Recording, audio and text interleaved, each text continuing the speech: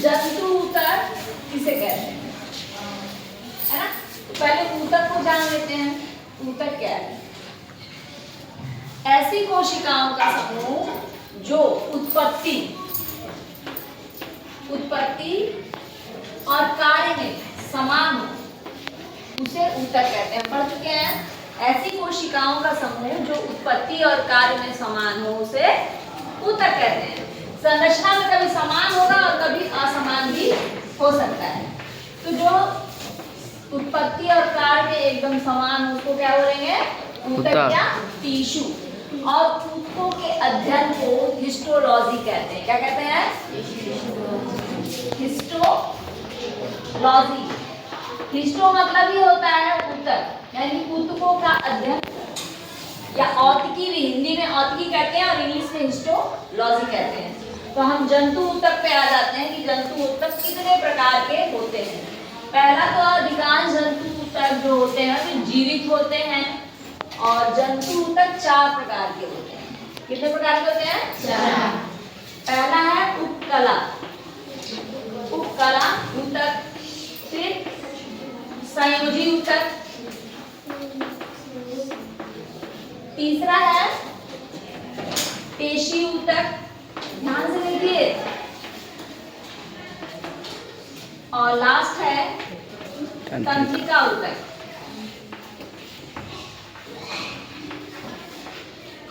तो चारों एक क्लास में संभव नहीं पढ़ाना, इसलिए सिर्फ एक देखेंगे, उपकला ऊतक, जिसको कहते हैं इंग्लिश में एपिथीलियम ऊतक। एपिथीलियम ऊतक, ठीक ना। अब इसको समझ लेते हैं। एक ही आप समझेंगे, उपकला ऊतक या एपिथीलियम ऊतक।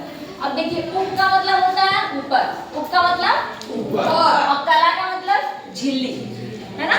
तो जो हमारे अंग है उनके ऊपर की जो झिल्ली है, उसमें जो ऊतक पाए जाएंगे उन्हीं को उपकला ऊतक कहेंगे। नेक्स्ट देखिए है एपिथीलियम। एपी और थीलियम। एपी मतलब भी होता है ऊपर, और थीलियम मतलब होता है वृद्धि करना, है ना। तो कोई जो चीज ऊपर वृद्धि करे उसे कहेंगे एपिथीलियम ऊतक। अब हम ये देखते हैं कि एपिथीलियम ऊतक होते कहाँ हैं हमारे शरीर में। तो जहां जहां हमारी ऊपरी सतह है, जैसे हमारी स्किन है ना, आंतरिक अंग जो हमारे अंदर गुहाएं हैं, आंतरिक अंग है, अंगों की ऊपर की जो झिल्ली है, वो सब क्या है? एपिथीलियम ऊतक है। यानी कि ये ऊतक क्या करता है? आवरण बनाता है। क्या करता है?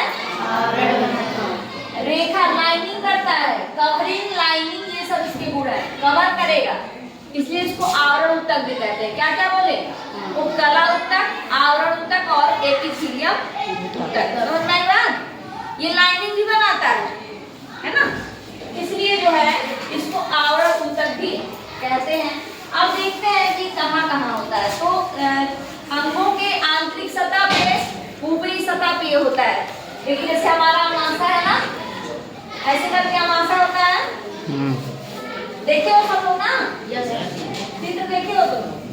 फिर अमाशय की जो झिल्ली होती है ये ऊपर की, ये होती है एपिथीलियम ऊतक की बनी। और जब इसको हम सूक्ष्मदर्शी से, माइक्रोस्कोप से देखेंगे फिर कैसी दिखेगी, देखिए मान लीजिए।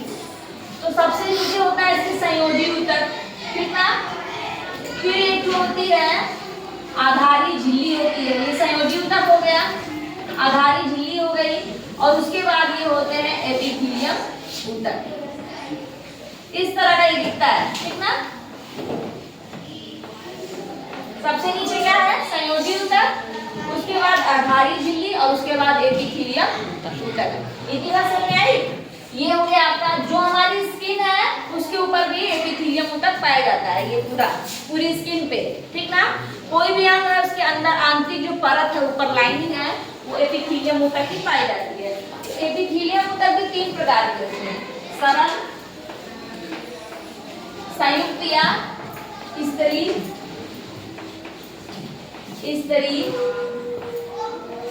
और तीसरा है विशिष्ट। देखिए, तो सरल ऊतक जो है क्या होते हैं?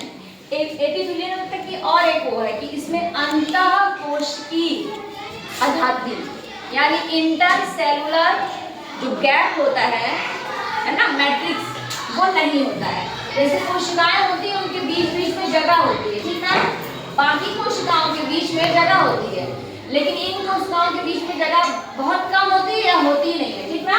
ये जो गैपिंग होता है इसमें लिक्विड भरा होता है, इसी को कहते हैं अंतर कोशिकीय पदार्थ, ठीक ना।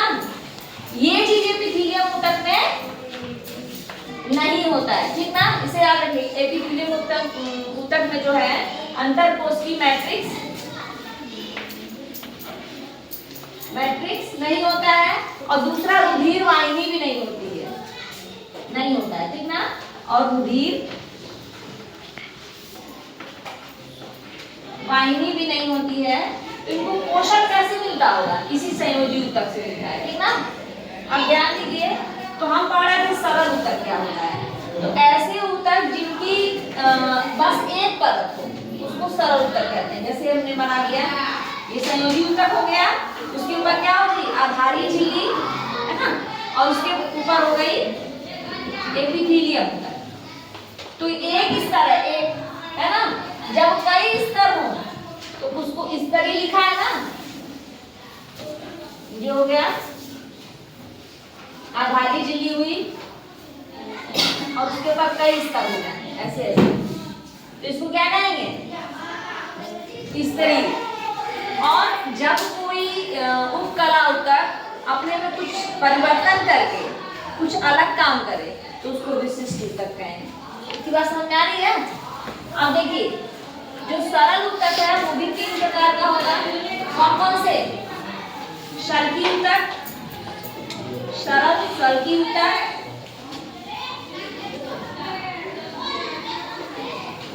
घनाकार ऊतक, और तीसरा हो जाएगा स्तंभाकार ऊतक। स्तंभाकार ऊतक समझ में आ रही बात?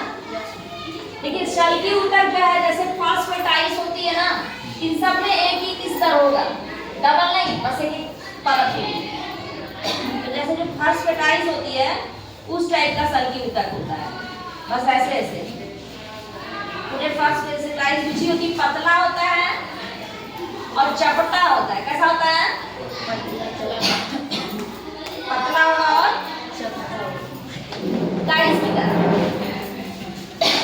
और घनाकार जो होता है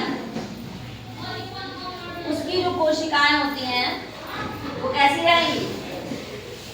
घन के आकार की। कैसी रहेंगी? लंबाई चौड़ाई एक समान है, ठीक ना। और जो स्तंभाकार रहेगी उसकी जो है ये हो गया संयोजी ऊतक, ये हो गया देसी झिल्ली, और यहाँ पे हो गई स्तंभ के आकार की रहेगी। कैसी रहेगी? स्तंभ। और इसका केंद्रक जो है नीचे की ओर लंबा पतला रहेगा ऐसे, ठीक ना। अब इसको देख लेते हैं कहाँ पाई जाती है। देखिए एक तो ये कहाँ पाई जाएगी, वो लंग्स पढ़ चुके हैं ना, लंग्स फेफड़ा, उसमें कुपिकाएं होती हैं बैलून की तरह, ऐसे बैलून की तरह कुपिकाएं होती हैं, और उससे होता है विसरण। क्या होता है? ये रक्त वाहिकाएं हो गई, यहाँ से O2 युक्त जो ब्लड है ये रक्त वाहिनियों में आता है, और CO2 युक्त ब्लड जो है वो कुपिका। कुपिका की जो परत होती है सब किसकी होती है? सरल शल्की उत्कला ऊतक। तो इसका क्या कार्य हो गया? सरल शल्की उत्कला ऊतक का विसरण। क्या हो गया? विसरण। अब देखिए घनाकार ऊतक कहाँ पाया जाता है? और भी कई जगह पाई जाती है, पढ़ना है तो छोड़ दें। देखिए एक जो है नेफ्रॉन, जानते हो उनको? नेफ्रॉन जो होता है वो किडनी में पाई जाती है। किडनी की कोशिकाओं को नेफ्रॉन कहते हैं। क्या कहते हैं? नेफ्रॉन। उसकी बनावट कुछ इस तरह की होती है, ठीक ना।